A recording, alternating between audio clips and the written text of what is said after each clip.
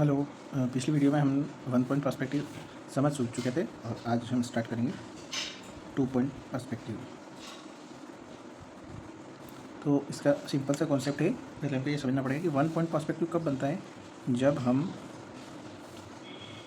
किसी सीन को, ये सड़क जा रही है, और किसी सरफेस के बिल्कुल परपेंडिकुलर देखते हैं। लेकिन 2 पॉइंट पर्सपेक्टिव में क्या होगा कि जब हम किसी सीन को, ये एक बिल्डिंग है और पहले हम बिल्डिंग की जो ये सरफेस के बिल्कुल इक्वल खड़े थे और ऐसे देख रहे थे, अभी हम किसी चीज़ को, उसका जो कॉर्नर होता है वहाँ से देखेंगे। तो मानो एक सड़क इधर जा रही है, एक सड़क इधर जा रही है, ये। तो जब हम किसी चीज़ को ऐसे कोने से देखते हैं और एक हमको उसका लेफ्ट में दिखता है, एक राइट में दिखता है, तब 2 पॉइंट पर्सपेक्टिव बनता है। ऐसी कंडीशन में एक वेनिशिंग पॉइंट यहाँ बनेगा और एक वेनिशिंग पॉइंट यहाँ बनेगा। तो इसको हम समझ लेते हैं कि सबसे पहले हमारा हॉरिजॉन आएगा। अब सपोज़ हम ज़मीन पे खड़े होकर देख रहे हैं, तो ये हमारी हाइट रही होगी उस समय इतनी। तो और हम किसी बिल्डिंग को देख रहे हैं, इस सीन को हम पर्सपेक्टिव में देखेंगे।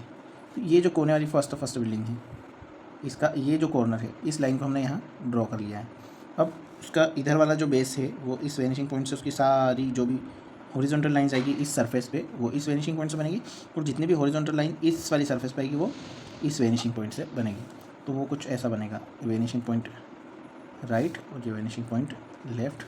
तो इसकी सबसे पहले हम छत वाली लाइन बनाएंगे, तो इधर इस वेनिशिंग पॉइंट से, इधर इस वेनिशिंग पॉइंट से, इधर इस वेनिशिंग पॉइंट से, इधर इस वेनिशिंग पॉइंट से। अब ये जो इतना पार्ट इस बिल्डिंग का बनेगा, ये हमारे आई लेवल से नीचे है। मतलब हम इतनी हाइट से इस बिल्डिंग को देख रहे हैं, इतने हिस्से को हम आँखों से नीचे देख रहे हैं और इतने पार्ट को हम आई लेवल से ऊपर देख रहे हैं। तो मानो इस बिल्डिंग की चौड़ाई इतनी है, तो यहाँ हमने एक और वर्टिकल लाइन ले ली और ये इसकी इधर वाली सरफेस बन जाएगी। और इधर मान लो ज़्यादा चौड़ी है तो हमने ज़्यादा दूर उस लाइन को लिया है और ये इसकी इतनी चौड़ाई हो जाएगी। अब एक चीज़ हमको यहाँ समझनी होगी कि ये लाइन प्लस ये वाली लाइन, ये दोनों इस वेनिशिंग पॉइंट की है, और ये जो पीछे है ये भी इस वेनिशिंग पॉइंट की रहेगी, और ये सामने है ये भी इस वेनिशिंग पॉइंट की रहेगी, क्योंकि ये दोनों सेम एक्सिस पे है इसलिए इस वेनिशिंग पॉइंट से, और ये दोनों सेम एक्सिस पे इसलिए वो उस वेनिशिंग पॉइंट से। तो ऐसी सिचुएशन में मान लो कि यहाँ कोई शॉप है या ऐसा हॉल है जो कि खुला है, यहाँ वॉल नहीं है, तो इस कंडीशन में हमको यहाँ फ्लोर भी दिखेगा और सामने वाली वॉल भी दिखेगी। तो यहाँ से जो सामने वाली वॉल हमको दिखेगी वो उसी वेनिशिंग पॉइंट से आएगी। तो वो कुछ इस तरीके से हम उसको मिला सकते हैं। तो ये देखो, ये वॉल है और ये फ्लोर है।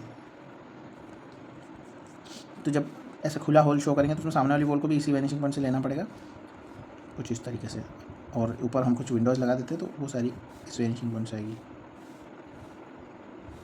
सॉरी, यहाँ कुछ गड़बड़ है, इसको मैंने इस वेनिशिंग पॉइंट से इसका एंगल नहीं लिया था, इसलिए थोड़ा सा अजीब लग रहा है। अभी ठीक लगेगा ये। और ये हमने इसको पूरा कांच का बना दिया, ओके। और इधर हम इसकी कुछ विंडोज़ बनाएंगे, तो इसको इस वेनिशिंग पॉइंट से मैच करेंगे तो यहाँ एक लाइन मिल जाएगी, इसको इस वेनिशिंग पॉइंट से मैच करेंगे यहाँ एक लाइन मिल जाएगी, और ये वर्टिकल लाइन, ये वर्टिकल लाइन। अभी इसको अगेन मैच किया तो ये यहाँ एक विंडो है, उसमें पर्दा लगा देते हैं,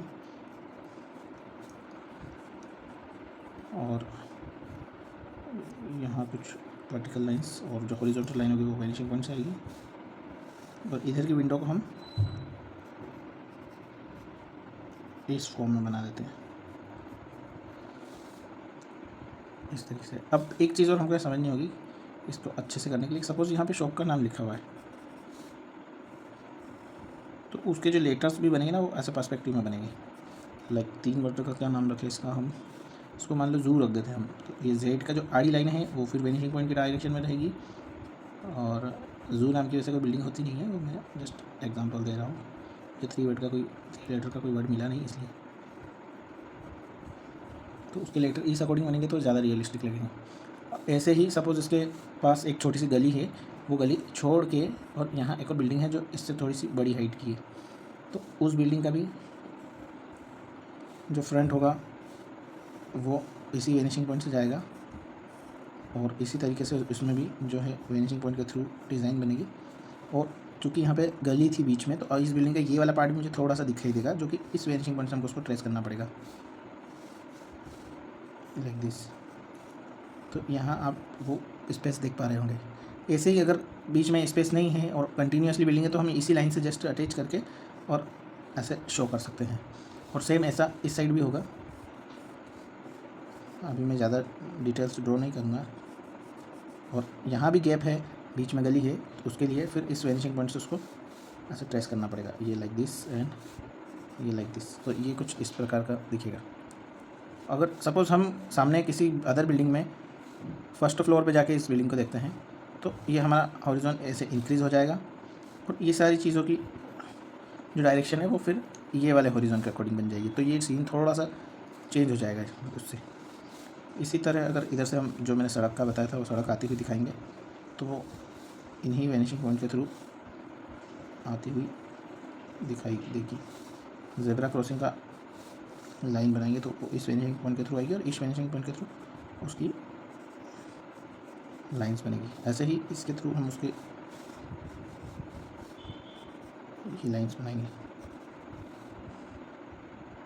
आई होप आपको 2 पॉइंट पर्सपेक्टिव की आउटडोर ड्राइंग समझ में आ गई होगी। अब हम समझेंगे इंडोर ड्राइंग को।